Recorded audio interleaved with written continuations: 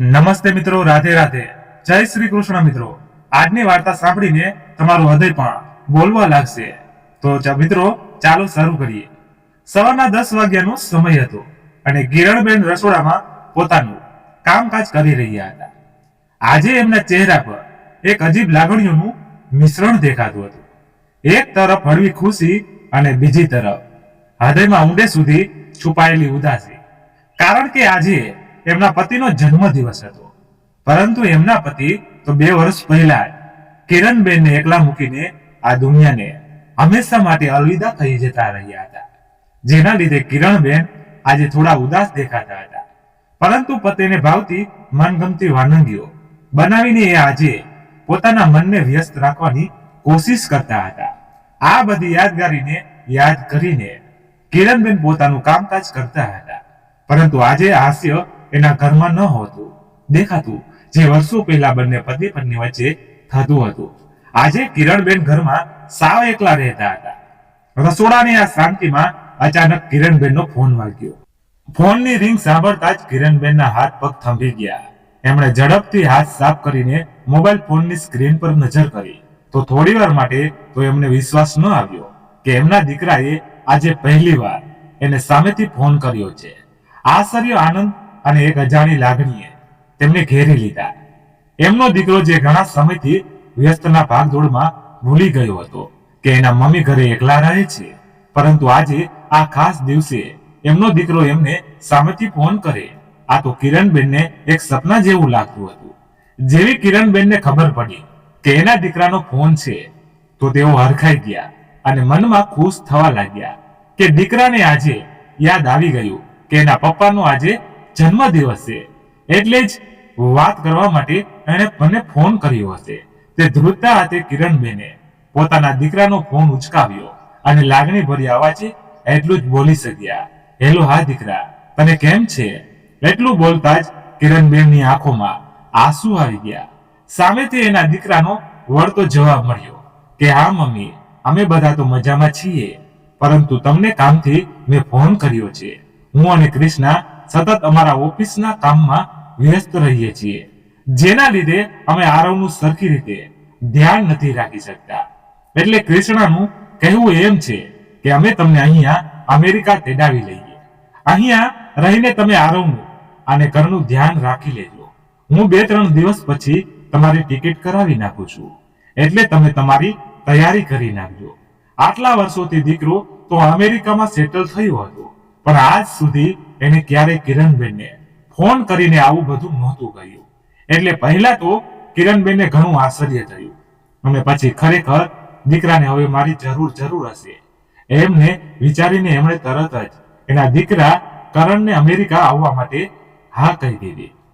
આટલું કહી એના દીકરાએ તરત જ ફોન મૂકી દીધો। કિરણબેન એ રાહ જોઈને બેઠા હતા કે કદાચ આ વાત પતી જાય પછી એના દીકરાને યાદ આવશે કે આજે એના પિતાનો જન્મદિવસ છે, પરંતુ એવું કંઈ ન બન્યું અને પોતાનું કામ પતી જતા એના દીકરા કરણે ફોન મૂકી દીધો। એટલે કિરણબેન પણ પોતાને સમજાવવા લાગ્યા કે દીકરો ખરેખર પોતાના ઓફિસના કામમાં વ્યસ્ત હશે, જેને લીધે એને મારી જરૂર છે।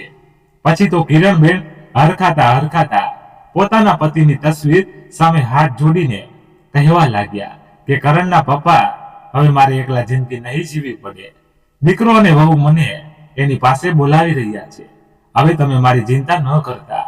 આટલું બોલતા એમની આંખોમાં આંસુ અને ચહેરા પર એક અનોખું સ્મિત હતું।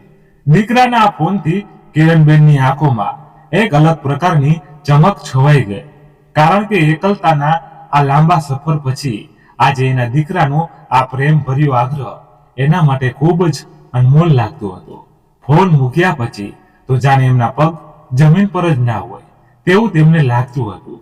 પોતાના દીકરા પાસે જવાની વાત સાંભળીને તેઓ આજે ખૂબ ખુશ થતા હતા।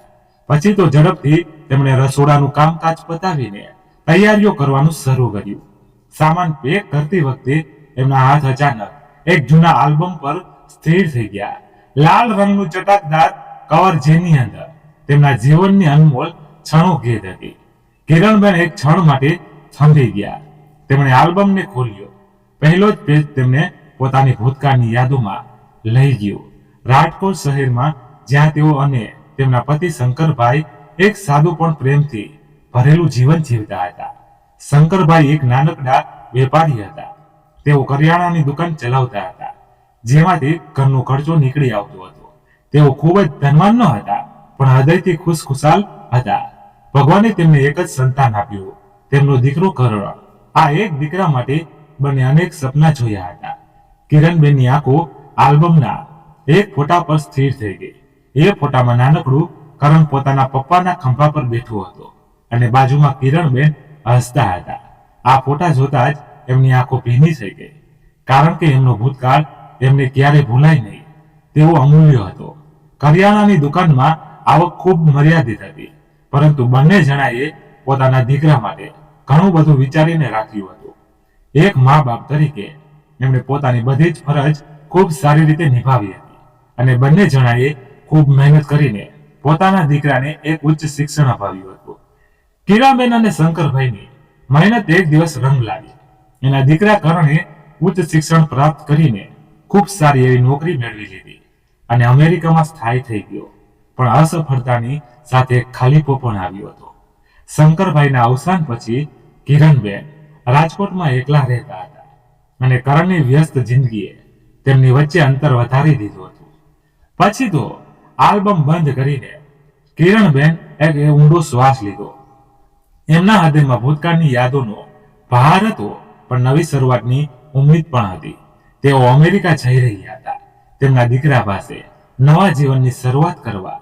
એમણે આલ્બમ સંભાળીને થેલીમાં રાખ્યું, જાણે યાદોને પણ પોતાની સાથે લઈ જવા માંગતા હોય, અને ફરી પોતાની તૈયારીઓમાં લાગી ગયા.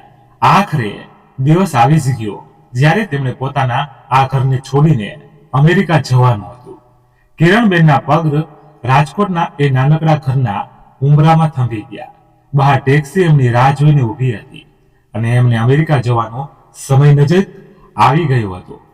પરંતુ એમની આંખ ચારેય તરફ એના ઘરને નિહાળી રહી હતી. આ ફક્ત ચાર દિવાલ નહીં, પણ એમની જીવનની સૌથી મહત્વની પળોની સાક્ષી હતી. તેમની આંખો હરેક ખૂણામાં ફરી રહી હતી, જાણે કે એક સાથે જ આ બધી યાદગારીને કેદ કરવા માંગતા હોય. તેવી રીતે તેઓ પોતાના ઘરમાં નજર કરવા લાગ્યા. થોડા સમય પછી તેમણે આ વાસ્તવિકતાનો સ્વીકાર કર્યો કે હવે તેમણે પોતાના ભૂતકાળની યાદગીરીની સાથે લઈને ભવિષ્યની નવી શરૂઆત કરવાની છે. એટલે એમણે પોતાના ઘરનો દરવાજો બંધ કર્યો અને જાણે તો એવો ખડકીને બંધ કરવાનો અવાજ એના હૃદયને ચીરી નાખતો હોય એટલું એમને દુઃખ થતું હતું, કારણ કે એના જીવનનો અત્યાર સુધીનો સમય તેમણે આ ઘરની અંદર જ વિતાવ્યો હતો. પછી તો તેઓ ટેક્સીમાં બેસી ગયા. જેમ જેમ તેઓ પોતાના ઘરથી દૂર થતા હતા, તેમ તેમ એનું હૃદય વધારે ભારે થતું હતું, પરંતુ એમનું મન એવો દિલાસો આપતું હતું કે હવે તેઓ પોતાના દીકરા પાસે જઈ રહ્યા છે. કિરણબેન એરપોર્ટ સુધી પહોંચી ગયા. પોતે તો કંઈ ભણગણ ન હતા, એટલે એને આ બાબતમાં કોઈ પણ પ્રકારની ખબર પડતી ન હતી. તેથી એના દીકરા કરણે પોતાના મિત્ર સાથે એના મમ્મીને લાવવા માટેની તૈયારી કરી હતી, કારણ કે કરણ અત્યારે ઇન્ડિયા આવીને એના મમ્મીને લઈ જઈ શકે એમ ન હતો. એટલે કરણના મિત્ર સાથે કિરણબેનનું જવાનું નક્કી થયું હતું. એરપોર્ટ પર કરણનો મિત્ર પણ થોડી વારમાં આવી ગયો. પછી તો આ બંને અમેરિકા જવા માટે નીકળી ગયા. લાંબી મુસાફરી કર્યા બાદ અંતે તેઓ અમેરિકા સુધી પહોંચી ગયા. અમેરિકાના એરપોર્ટ પર ભીડમાંથી બહાર નીકળતા એમની નજર એક જાણીતા ચહેરા પર પડી. એ ચહેરો હતો એના લાડકા દીકરા કરણનો. એને જોતા જ કિરણબેનના વર્ષોથી બાકી રહેલો માતૃ પ્રેમ એમની આંખો દોરો વહેવા લાગ્યો, કારણ કે છેલ્લા ઘણા વર્ષોથી કિરણબેને પોતાના દીકરાને રૂબરૂ જોયો પણ ન હતો, અને આજે એને નજર સમક્ષ જોઈ તેઓ થોડા ભાવુક થઈ ગયા. પછી તો તરત જ દીકરાને જોઈને એને ગળે લાગી ગયા, પણ સામેની તરફ એના દીકરા કરણના ચહેરા પર એવા કોઈ પ્રકારના હાવભાવ એમને જોવા મળતા ન હતા. એ તો ઉલટાનું એવું કહેવા લાગ્યા કે મમ્મી, આ તો શું કરી રહી છે? થોડી શાંતિ રાખ, હું કોઈ તારાથી વર્ષ દૂર નથી રહ્યો.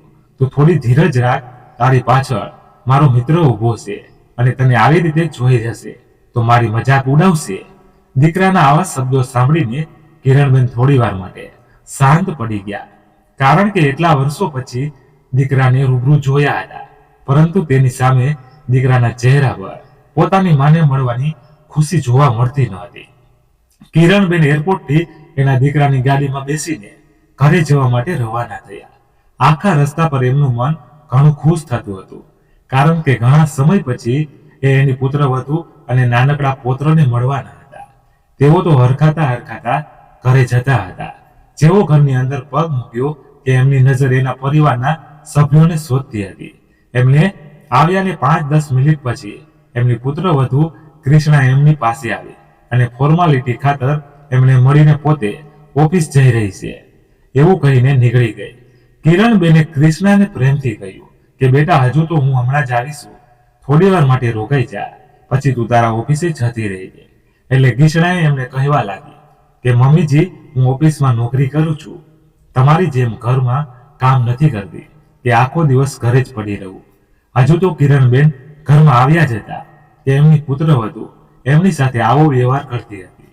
એ જોઈને કિરણબેનને થોડી વાર માટે આશ્ચર્ય થયું, કારણ કે જ્યારે તેઓ રાજકોટ હતા ત્યારે તો અહીં આવવા માટે એમની પુત્રવધુ ખૂબ જ મીઠી વાતો કરતી હતી, અને અહીં આવતા જ પરિસ્થિતિ સાવ બદલાઈ ગઈ હતી. પછી તો કિરણબેને એની પુત્રવધુને આગળ કંઈ ન કીધું અને એ ત્યાં જ બેઠા રહ્યા. થોડી વાર રહીને એનો દીકરો કરણ પણ ઓફિસે જવા માટે નીકળી ગયો અને ઘરની જવાબદારી અને આરવની જવાબદારી કિરણબેનને સોંપીને ગયો. થોડી વાર માટે તો કિરણબેન હોલમાં સોફા પર જ બેઠા રહ્યા. એમણે પોતાના મનને શાંત કર્યું, અને આમ પણ તેઓ ખૂબ જ ધીરજવાળા સ્વભાવના હતા, એટલે વહુના શબ્દો એમને દુઃખ ન પહોંચાડે એવો એ પ્રયત્ન કરી રહ્યા હતા. થોડી વાર બેસી તેઓ પોતાના કામકાજમાં લાગી ગયા. પહેલા તો એણે એના દીકરાના ઘરની આ વ્યવસ્થાને સમજાવવાની કોશિશ કરી, પરંતુ આ ઘરમાં એવી હૂંફ ન હતી કે એને રાજકોટ વાળા ઘરમાં મળી રહેતી હતી. પરંતુ નવું ઘર અને નવી જિંદગી સ્વીકારવા સિવાય એમની પાસે બીજો કોઈ વિકલ્પ પણ ન હતો. પછી તો એક પછી એક દિવસ આવી રીતે પસાર થતો રહ્યો. એમાં જ એક દિવસ કિરણબેનનો પૌત્ર આરવ ચોકલેટ લેવાની જીદ કરતો હતો. એ ચોકલેટ લઈ આપવા માટે સતત રડતો હતો. કિરણબેન એને ઘણાય સમજાવવાની કોશિશ કરી, પરંતુ એ કોઈની વાત માનવા માટે તૈયાર ન હતો. ઘરે પણ કોઈ હાજર ન હતું, અને કિરણબેનને તો અહીંયાના રોડ રસ્તાની પણ કઈ ખબર ન હતી. એટલે તેઓ આરવને આ બાબતમાં સમજાવી રહ્યા હતા, પરંતુ આરવ એમની વાત માને એમ ન હતો, અને થાકી હારીને કિરણબેન આરવને પોતાની સાથે બહાર લઈ જવાનું નક્કી કર્યું. પહેલા તો પોતાને ઘણો ડર લાગ્યો કે અહીંયાના રોડ રસ્તાની પણ એને કાંઈ ખબર નથી, અને આવી રીતે દીકરાને અને વહુને પૂછ્યા વગર ઘરની બહાર નીકળવું એમના માટે થોડું અઘરું બની શકે છે. પણ પછી આરવની જીદ સામે એમણે થોડી હિંમત કરી. અંદરથી એમને ઘણો ડર લાગતો હતો, પણ પછી ધીમે ધીમે કરીને તેઓ ઘરની બહારના રસ્તા પર ચાલતા ગયા. આસપાસ મોટી ઇમારતો અને લાંબા રસ્તાઓ એમની નજર ફક્ત ચારે તરફ ફરી રહી હતી. તેઓ બહાર તો નીકળી ગયા હતા, પણ એમને તો ગુજરાતી સિવાય કોઈ પણ ભાષા આવડતી ન હતી કે દુકાનદારને સમજાવી શકે. જેવા તેઓ એક દુકાન પર પહોંચ્યા કે ત્યાં બહુ બધા લોકોની ભીડ જામેલી હતી. કિરણબેને ત્યાં જઈને ગુજરાતીમાં એમણે કહ્યું, ભાઈ, મને એક ચોકલેટ આપી દો. પણ સામેવાળા માણસને ચોકલેટ સિવાય કંઈ સમજાતું નહોતું, એટલે કિરણબેને ઇંગ્લિશમાં કંઈક પૂછતો હતો. કિરણબેનને ભાષાનું કોઈ પણ પ્રકારનું જ્ઞાન ન હતું, એટલે તેઓ ચોકલેટ બતાવી રહ્યા હતા. આસપાસ ઉભેલા લોકો તેમની સામે જોઈને હસી રહ્યા હતા. આ જોઈને કિરણબેને થોડી શરમ પણ આવતી હતી, પણ પોતાના દીકરા ખાતર તેઓએ દુકાનદારને સમજાવવાની કોશિશ કરતા હતા. પછી તો તેમણે ચોકલેટ તરફ ઈશારો કરીને કહ્યું, એટલે દુકાનદારે તેને એક ચોકલેટ આપી દીધી, અને એના બદલામાં કિરણબેને પોતાના પાકીટમાંથી રૂપિયા કાઢીને એ દુકાનદારને આપ્યા. તો દુકાનદાર હસવા લાગ્યો અને એની ઇંગ્લિશ ભાષામાં કહેવા લાગ્યો કે દાદી, તમે પાગલ થઈ ગયા છો કે શું? તમને ઉલ્લુ બનાવવા માટે બીજું કોઈ ના મળ્યું? કારણ કે બિચારા કિરણબેન એ પણ નહોતા જાણતા કે ભારતના રૂપિયા અહીંયા વિદેશમાં કામ નથી લાગતા અને તેઓ તો 50ની નોટ લઈને દુકાનદારને આપવા લાગ્યા. દુકાનદારે એના હાથમાંથી ચોકલેટ પાછી લઈ લીધી અને તે લોકોને બહાર નીકળી જવા માટેનું કહી દીધું. કિરણબેન થોડી વાર માટે મૂંઝાઈ ગયા, કારણ કે પોતાની પાસે રૂપિયા હોવા છતાં પણ આ દુકાનદાર એને વસ્તુ નથી આપી રહ્યો. એને સમજાતું ન હતું. પણ પછી આસપાસના લોકો પાસેથી રૂપિયા જોઈને એને સમજ પડી ગયો કે મારી પાસે આ દેશના રૂપિયા નથી, એટલે આ લોકો મને વસ્તુ નથી આપતા. પછી તો એમની પાસે બીજો કોઈ રસ્તો ન હતો, એટલે આરવને લઈને તેઓ ત્યાંથી ચાલતા થયા. તેઓ ઘરથી થોડા એવા જ આગળ વધ્યા હતા, જેના લીધે તેમને ઘરનો રસ્તો તો સરળતાથી મળી ગયો, પણ આખા રસ્તા પર આરવ સતત રડતો હતો. થોડા આગળ સુધી જતા એમને એક માણસ મળ્યો. એને જોતા કિરણબેનને થયું કે કદાચ આ મારી ભાષા સમજી શકે અને મારા દીકરાને ચોકલેટ લઈ આપે. તો કિરણબેને એ માણસને મદદ માંગતા એને કહેવા લાગ્યા અને પોતાના રૂપિયા બતાવીને એના રૂપિયાની તરફ ઈશારો કરતા રહ્યા. પહેલા માણસ કિરણબેનની ભાષા સમજી નહોતો શકતો, પણ એના હાવભાવથી એટલું તો સમજી ગયો કે કિરણબેન પાસે અહીંના રૂપિયા નથી. એટલે પહેલા માણસે પોતાના પાકીટમાંથી એક નોટ કાઢીને કિરણબેનના હાથમાં આપી. આ જોઈ કિરણબેનને પોતાના પાકીટમાંથી 2-3 નોટ કાઢીને આ માણસના હાથમાં આપી દીધી. પણ પહેલા માણસે એ રૂપિયા ન લીધા અને હસીને ત્યાંથી ચાલતો થઈ ગયો. આવું થતા કિરણબેન ખુશ થઈ ગયા અને ફરી પોતાના દીકરાને લઈને પહેલી દુકાન પર પહોંચી ગયા. આ વખતે તો એમની પાસે એ દેશની જ કરન્સી હતી, એટલે તેઓએ ફરી ચોકલેટ તરફ ઈશારો કર્યો અને રૂપિયા આપીને ત્યાંથી રવાના થયા. ચોકલેટ જોઈને તો આરવ ખૂબ ખુશ થઈ ગયો અને દાદીનો હાથ પકડીને રમતો રમતો ઘર સુધી જવા માટે નીકળી ગયો. જેવા બંને ઘરે પહોંચ્યા કે એમની પુત્રવધુ કૃષ્ણા ઘરે આવી ગઈ હતી અને આ બંનેને ઘરની બહારથી આવતા જોઈને એ થોડી તીખી નજરથી એમની સામે જોવા લાગી. પછી એની નજર આરવ સામે પડી અને જોયું તો આરવના હાથમાં ચોકલેટ હતી અને મોજ મસ્તી કરતો ચોકલેટ ખાઈ રહ્યો હતો. એ જોતા જ કૃષ્ણા ગુસ્સો તો 7મા આસમાને પહોંચી ગયો અને કિરણબેનને કહેવા લાગી, મમ્મીજી, આરવને આ ચોકલેટ કોણે લઈ આપી? કૃષ્ણાના ચહેરા પરના હાવભાવ જોઈને કિરણબેન સમજી ગયા કે નક્કી આરવને ચોકલેટ લઈ આપીને એમણે કંઈક ખોટું કર્યું છે. એટલે હળવેકથી એમણે કહ્યું, કૃષ્ણાને જવાબ આપ્યો કે બેટા, આરવ બહુ જીદ કરતો હતો એટલે મેં એને ચોકલેટ લઈ આપી છે. આ સાંભળતા તો કૃષ્ણા ખૂબ ગુસ્સે થઈ ગઈ અને કિરણબેનને કહેવા લાગી, તમને કઈ ખબર પડે કે નહીં? તમે કોને પૂછીને આરુને ચોકલેટ લઈ આપી? એને ડોક્ટરે ચોકલેટ આપવાની સખત મનાઈ કરી છે, કારણ કે આરવને ગળામાં તકલીફ થઈ ગઈ છે, જેના લીધે એને ઓપરેશન પણ આવી શકે છે. હું તો તમને મારા દીકરાનું ધ્યાન રાખવા માટે અહીંયા લઈને આવી હતી, પણ તમે તો અહીંયા આવીને મારા દીકરાના દુશ્મન બની ગયા છો. આટલું સાંભળતા તો કિરણબેનની આંખમાં જળજળિયા આવી ગયા, કારણ કે એમણે પોતાના પૌત્રને ખુશ રાખવા માટે ચોકલેટ લઈ આપી હતી. એની પાછળ એમનો આવો કોઈ ઉદ્દેશ્ય ન હતો, પરંતુ કૃષ્ણા એમની એક પણ વાત સમજેવી હાલતમાં ન હતી અને એને આરવનો હાથમાંથી ચોકલેટ ફેંકી દીધી અને એનો હાથ પકડીને પોતાની રૂમની અંદર જતી રહી. પોતાની પુત્રવધુનો આવો વ્યવહાર જોઈને કિરણબેન થોડી વાર માટે તો ત્યાં ને ત્યાં સ્થિર થઈ ગયા. પછી પોતાની પણ એમની ભૂલનો અહેસાસ થયો કે એમણે આમ પણ જાણ્યા વગર આવું ન કરવું જોઈએ. વહુ એની જગ્યાએ સાચી હતી. એને પોતાના દીકરાની ચિંતા થતી હતી, એટલે તે મને આવું બધું કહીને જતી રહી. એટલે કૃષ્ણાના શબ્દોનું આ વખતે કિરણબેનને કંઈ ખોટું ન લાગ્યું, કારણ કે તેઓ એક માનો પ્રેમ ખૂબ સારી રીતે સમજતા હતા. પછી તો 2 દિવસ સુધી કૃષ્ણાએ કિરણબેન સાથે કોઈ પણ પ્રકારની વાતચીત પણ ન કરી અને 2 દિવસ સુધી આરવને પોતાને ફ્રેન્ડના ઘરે મૂકીને ઓફિસ પર જતી રહેતી. એના આ વ્યવહારથી કિરણબેનને ઘણું દુઃખ પહોંચતું હતું, પણ તેઓ આ બાબતમાં કૃષ્ણા સાથે કંઈ વાતચીત કરી શકતા ન હતા. થોડા દિવસ પછી કૃષ્ણા ફરી આરવને એના દાદી પાસે મૂકીને ઓફિસ પર જતી રહેતી અને આ વખતે તો એને ખૂબ કડક શબ્દોમાં કિરણબેનને સમજાવી દીધું. પરંતુ હવે તો કિરણબેન ભૂલથી પણ આવી કોઈ ભૂલ ન કરે તેવું તેઓ કાળજી રાખતા હતા. દિવસો આવી જ રીતે પસાર થતા રહ્યા અને કિરણબેનની જિંદગી પણ આવી જ રીતે શરૂ રહી. પરંતુ એક દિવસ કંઈક એવું બન્યું કે એમણે ક્યારેય વિચાર્યું પણ ન હતું. મિત્રો, ખાસ દરેક વિડીયોને લાઈક અને કોમેન્ટ કરતા રહેવું અને ચેનલને સબસ્ક્રાઇબ પણ જરૂરથી કરવું. ચાલો મિત્રો, હવે આગળની કહાનીમાં શું બન્યું તેની વાત કરી લઈએ. કિરણબેનની આ રોજિંદી જિંદગીમાં તેઓ એટલા વ્યસ્ત થઈ ગયા કે પોતાના માટે પણ સમય કાઢી શકે એવી હાલતમાં ન હતા.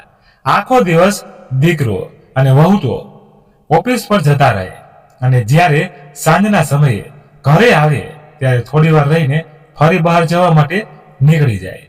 કોઈ પણ કિરણબેન સાથે કઈ પણ પ્રકારની વાતચીત કરતું ન હતું. ધીમે ધીમે કરતા કિરણબેને આને જ પોતાની જિંદગીનો હિસ્સો બનાવી દીધું હતું અને હવે તો ઘરે પાછા જવાની આશા પણ છોડી દીધી હતી. કારણ કે દીકરો તો એકવાર પણ એમની કોઈ વાત સમજતો ન હતો. તેમને અચાનક એના દીકરાને પોતાની ઓફિસના કામથી થોડા મહિનાઓ માટે બહાર રહેવા માટે જવાનું થયું, જેને લઈને એ કૃષ્ણાને આ બાબતમાં જણાવી રહ્યો હતો. થોડા દિવસોમાં એનો દીકરો કરણ પોતાની ઓફિસમાં કામથી બહાર જવા માટે નીકળી ગયો અને હવે એ ક્યારે પાછો ઘરે આવશે એનું કંઈ નક્કી ન હતું. એટલે કિરણબેનને ના છૂટકે અહીંયા જ દીકરાના ઘરે રહેવું પડે એમ હતું. પછી તો કિરણબેન આખો દિવસ ઘરનું કામકાજ કરતા અને આરવનું ધ્યાન રાખતા. આ દિનચર્યા એમના માટે સતત શરૂ રહી અને એમાં જ અચાનક એક દિવસ એમની પુત્રવધુ કૃષ્ણાએ કંઈક બાબતમાં કિરણબેન સાથે બોલવાનું થઈ ગયું. જો કે કિરણબેન તો ઘણા શાંત સ્વભાવના હતા એટલે તેઓ એક પણ શબ્દ એની વહુને કહેતા ન હતા. પરંતુ કૃષ્ણા થોડી વધારે જે ગેરવર્તન એમની સાથે કરતી હતી.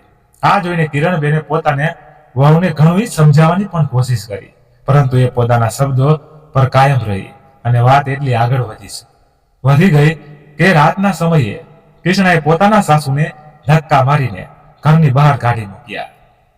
કારણ કે વાત ફક્ત એટલી જ હતી કે અહીંયાનો ખોરાક ખાઈને કિરણબેનની તબિયત છેલ્લા થોડા ઘણા દિવસોથી સતત ખરાબ રહેતી હતી, જેના લીધે એ ઘરનું કામકાજ પણ સરખી રીતે કરી શકે એવી હાલતમાં ન હતા. એટલે એમણે કૃષ્ણાને વિનંતી કરી કે એક દિવસ ઓફિસ પરથી રજા લઈને મને હોસ્પિટલ સુધી લઈ જા, કારણ કે હવે એમનાથી સહન થતું નથી.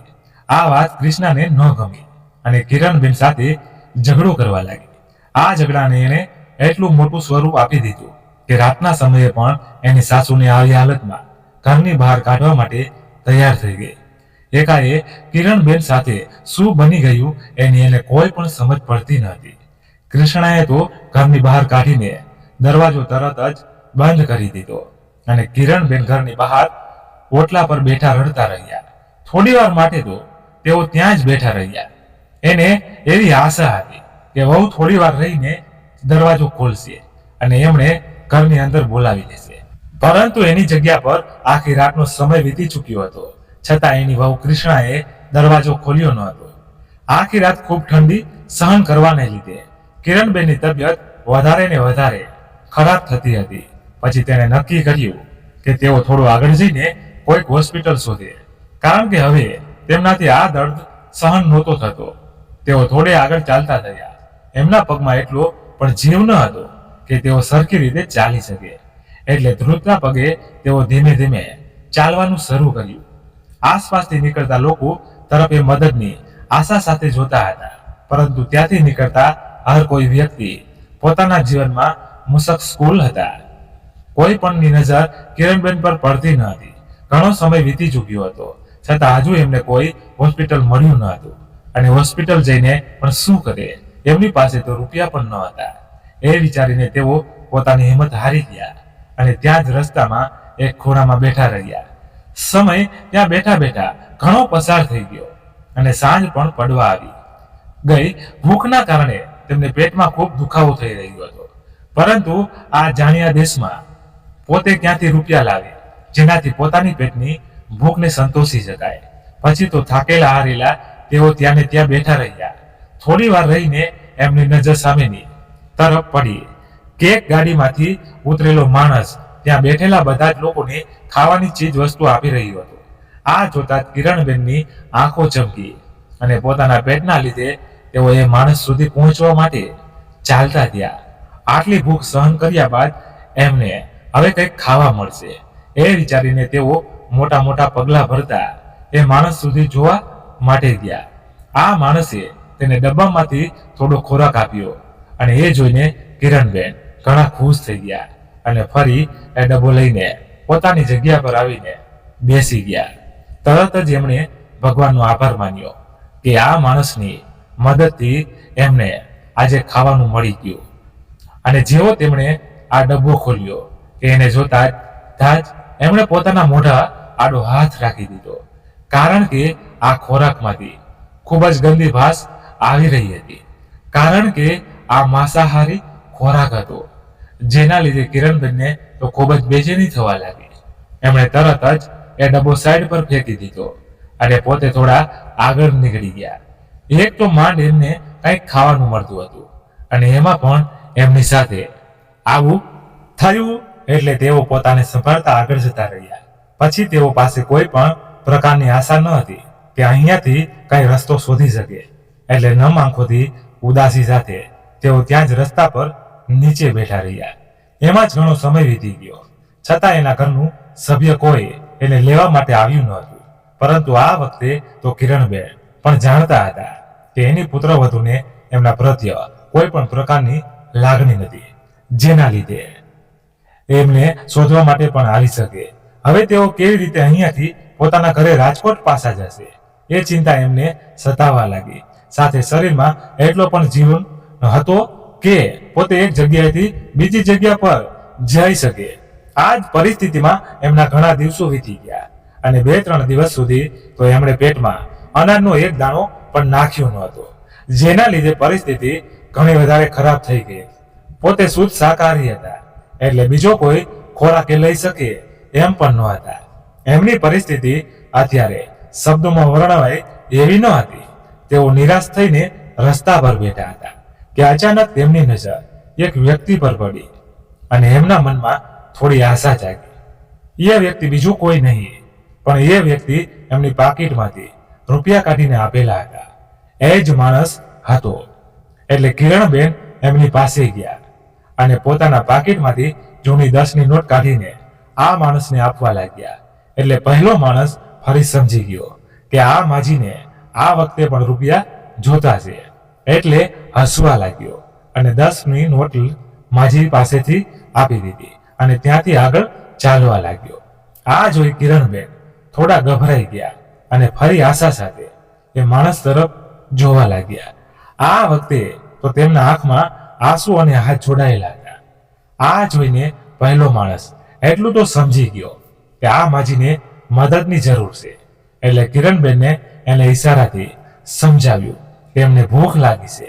પછી તો આ માણસને તરત જ યાદ આવ્યું કે આ પહેલા જ માજી છે કે એને એ દિવસે રસ્તા પર મળ્યા હતા, પરંતુ ત્યારે તો એમની હાલત ઘણી સારી હતી અને આ સાંજે તો એ સરખી રીતે પોતાના પગે ઊભા રહી શકે એવી હાલતમાં પણ નહોતા. પછી તો પહેલા ભલા માણસે એને ધીમે ધીમે કરીને એક દુકાન પર લઈ ગયા અને થોડું ખાવાનું લઈ આપ્યું. ખાવાનું જોતા જ કિરણબેન પોતાને રોકી ન શક્યા અને તરત ઝડપથી ખાવા લાગ્યા. એમને એટલી ભૂખ લાગી હતી કે તેઓ કઈ રીતે ખાઈ રહ્યા છે એનું પણ એમને કઈ ભાન ના રહ્યું. અને પહેલો માણસ એની બાજુમાં ઊભો એને જોતો રહ્યો અને પછી એ માજીને ત્યાં જ બેસાડીને એ ત્યાંથી રવાના થઈ ગયો. રાતનો સમય થઈ ચૂક્યો હતો અને કિરણબેન હજુ પોતાની એ જ જગ્યા પર બેઠા હતા. અચાનક એમની નજર સામેના રસ્તા પર પડી. ત્યાંથી 4-5 લોકો હાથમાં તીક્ષ્ણ વસ્તુઓ લઈને સાથે આવતા હતા અને હર કોઈ પાસે રૂપિયા માંગતા હતા. તેઓ ધીમે ધીમે કરતા કિરણબેન નજીક પણ આવતા રહ્યા, પણ આ લોકોને જોતા કિરણબેન તો ગભરાવા લાગ્યા. કિરણબેન પાસે તો કંઈ પણ ન હતું કે તેઓ આ લોકોને આપી શકે, એટલે તેઓ હાથ જોડીને ફક્ત પોતાને છોડી દે એવી વિનંતી કરવા લાગ્યા. પરંતુ સામેવાળા લોકોની નજર કિરણબેનના કાનમાં રહેલ સોનાની બુટ્ટી પર હતી અને એમાંથી એક તો એમનો કાન પકડીને મુઠ્ઠી આસકવાની કોશિશ કરી, પરંતુ કિરણબેન પોતાની આ એક પતિની છેલ્લી નિશાનીને બચાવવા માંગતા હતા. એટલે તેઓ આ લોકોને હાથ જોડીને વિનંતી કરવા લાગ્યા, પણ આ લોકો તેમની વાત સમજતા ન હતા અને આ બંને વચ્ચે થોડી હાથાપાઈ જેવું થઈ ગયું. વાતાવરણ એટલું ગંભીર બની ગયું કે આ લોકોએ ત્યાં રહેલા તમામ લોકોને પણ ઘાયલ કરી દીધા અને એટલી વારમાં તો પોલીસ પણ આવી પહોંચી. એમણે જોયું તો આ લોકો તો ત્યાંથી ભાગી ગયા હતા, પરંતુ એના લીધે ઘણા બધા લોકો ત્યાં ઘાયલ થઈ ગયા હતા. પછી તો એક પછી એક બધાને હોસ્પિટલ પહોંચાડ્યા અને કિરણબેનને પણ માથામાં થોડું ઘણું વાગી ગયું હતું, જેના લીધે એમણે પણ હોસ્પિટલ પર જવું પડ્યું. જેવા તેઓ પોતાની સારવાર કરાવવા માટે ગયા કે ડોક્ટરને જોતા જ એ આશ્ચર્યચકિત થઈ ગયા, કારણ કે આ ડોક્ટર બીજું કોઈ નહીં પરંતુ ફરી પહેલો માણસ જ હતો, જેને એને થોડોક ખોરાક લઈ આપ્યો હતો. એ માણસ પણ વિચારમાં પડી ગયો કે હર વખતે એને આ માજી સાથે કેમ મળવાનું થાય છે, પરંતુ આ વખતે તો કિરણબેનની હાલત થોડી ગંભીર હતી. એટલે પહેલા તો એણે તરત જ કિરણબેનની સારવાર કરી. થોડી વાર રહીને કિરણબેનને થોડું સારું મહેસૂસ થતું હતું અને એમણે નજર કરી તો એની સામે ગુજરાતી પહેરવેશમાં એક છોકરી ઊભી હતી. એને જોતા જ કિરણબેન એક સ્મિત સાથે એની સામે જોતા રહ્યા. એ યુવતી બીજી કોઈ નહીં પરંતુ કિરણબેનને મદદ કરવા આ માણસની પત્ની હતી. કિરણબેનની પરિસ્થિતિ જાણવા માટે એ માણસે પોતાની પત્નીને હોસ્પિટલ બોલાવી લીધી હતી અને અત્યાર સુધી બનેલી તમામ વાત એને કહી દીધી હતી. એટલે આ યુવતી કિરણબેનને કહેવા લાગી, માસી તમારે ગભરાવાની જરૂર નથી. હું પણ એક ગુજરાતી છું અને છેલ્લા ઘણા વર્ષોથી અમેરિકામાં જ રહું છું. આ મારા પતિ છે અને એને અત્યાર સુધીની તમામ વાત મને કરી છે. હવે તમે મને જણાવો કે તમને શું થયું છે અને તમે કેમ આટલા દિવસોથી રસ્તા પર ભટકી રહ્યા છો. આટલું સાંભળતા તો કિરણબેનની આંખમાંથી આંસુઓની ધારા વહેવા લાગી અને પછી તો એને આ યુવતીમાં પોતાના પણ દેખાયું. એટલે અત્યાર સુધી પોતાની સાથે બનેલી તમામ ઘટના એને જણાવી દીધી. હજુ તો તેઓ આ વાત જ કરી રહ્યા હતા. એટલી જ વારમાં નર્સ એમની પાસે આવી અને એમનું નામ અને સરનામું પૂછવા લાગી. જેવું કિરણબેને પોતાનું નામ આ નર્સને જણાવ્યું તે પહેલી યુવતીના કાન ચમક્યા અને એમણે તરત જ કિરણબેને પૂછી લીધું, તમારું નામ ફરીવાર કહો ને અને તમે ગુજરાતમાં કયા શહેરમાં રહો છો. અને જેવું કિરણબેને પોતાનું નામ અને સરનામું આ યુવતીને જણાવ્યું તે પહેલી યુવતી તો ખુશ થઈને કિરણબેને ગળે લાગી ગઈ અને કહેવા લાગી, કિરણ માસી તમે આ વ્યવહારથી કિરણબેનને કઈ સમજાવતું ન હતું. અને પછી તેઓ આ યુવતીને પૂછવા લાગ્યા કે બેટા તું મને કેવી રીતે ઓળખે છે. પછી આ યુવતીએ એને જે ઓળખાણ આપી એ સાંભળીને તો કિરણબેન પણ ઘણા આશ્ચર્યચકિત થઈ ગયા, કારણ કે એને સપનામાં પણ વિચાર્યું ન હતું કે આ છોકરી એમને આવી રીતે અમેરિકા શહેરમાં મળી જશે. આ યુવતી બીજું કોઈ નહીં પણ એમના પડોશની એક બહેન પણ એની દીકરી. પરંતુ જ્યારે આ દીકરી 5 વર્ષની હતી ત્યારે જ એની માતા અવસાન પામી ગઈ હતી, જેના લીધે કિરણબેન આ દીકરીનું ખૂબ જ ધ્યાન રાખતા હતા. થોડા સમય બાદ એના મામા એને લઈને પોતાના શહેર જવા માટે નીકળી ગયા અને ત્યાર પછી કિરણબેનને આ દીકરી વિશે કંઈ પણ ખબર ન હતી. એમણે ઘણીવાર એના પપ્પાને આ બાબતમાં પૂછવાની કોશિશ કરી, પરંતુ એના પપ્પાએ પણ બીજા લગ્ન કરી લીધા હતા, જેના લીધે હવે તેને પોતાની દીકરીમાં કોઈ પ્રકારનો રસ ન હતો. ભગવાને કિરણબેનને તો સંતાનમાં ફક્ત એક દીકરો જ આપ્યો હતો, એટલે એ પોતાની બહેનપણીની આ દીકરીને પોતાની સગરી દીકરીની જેમ સમજ રાખતા હતા. પરંતુ એના મામાને ઘરે ગયા પછી કોઈ દિવસ એમણે આ દીકરીની કંઈ જાણકારી ન હતી અને અચાનક ભગવાને એમને ફરી આ દીકરી સાથે મળાવી દીધી.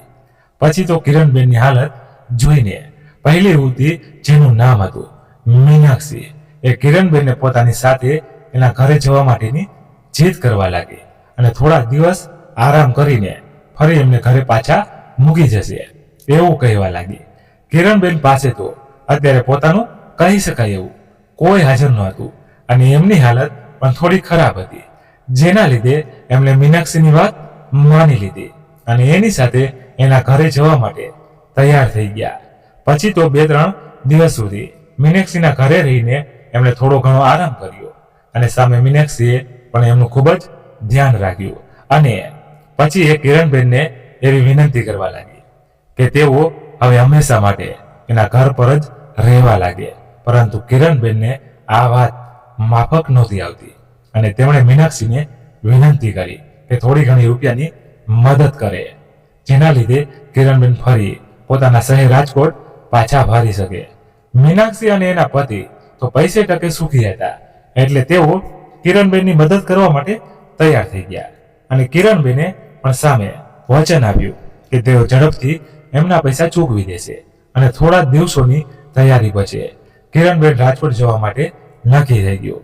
અને આ વખતે તો મીનાક્ષી પણ એમની સાથે જ રાજકોટ શહેરમાં જવાની હતી, કારણ કે એ પણ પોતાના બાળપણની યાદગારીને જોવા માંગતી હતી.